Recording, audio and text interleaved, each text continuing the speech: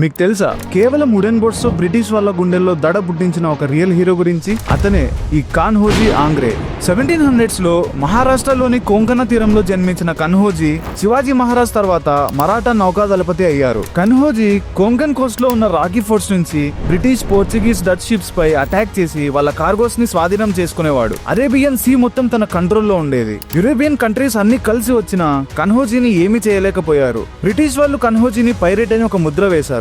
నిజానికి ఆయన భారతదేశ తొలి నౌకాదళ వీరుడు. మన భారతదేశం స్వతంత్రం గురించి ఆలోచించక ముందే ఈయన ఒక గొప్ప స్వాతంత్ర సమరయోధుడు. 1721 లో బ్రిటిష్, పోర్చుగీస్ కలిసి కొన్ని హండ్రెడ్స్ ఆఫ్ షిప్స్ తో కాన్హోజీ దళంపై దాడి చేశారు. కానీ కాన్హోజీ వాళ్ళ షిప్లను ధ్వంసం చేసి వాళ్ళ ఆఫీసర్స్ ని బంధించారు. ఈ సముద్రం మరాఠాలది, దీని జోలికి వస్తే ఎవరికైనా ఈగతే పట్టుద్ది అని ఒక మాస్ వార్నింగ్ ఇచ్చాడు.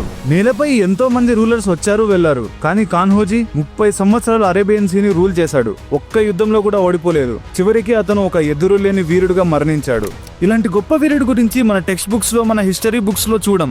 ఎందుకంటే బ్రిటిష్ వాళ్ళు మనకి చెప్పాలనుకోలేదు. Because he made them bow not with the tanks but with the wooden boats. So మీరు చెప్పండి, ఇలాంటి గొప్ప వీరుడి గురించి మన టెక్స్ట్ బుక్స్ లో ఉండాలా? మీ ఒపీనియన్ ని కమెంట్స్ లో తెలపండి. మరెన్నో ఇలాంటి ఇంట్రెస్టింగ్ వీడియోస్ కోసం ప్రాజెక్ట్ టెక్స్ట్ ని సబ్స్క్రైబ్ చేసుకోండి.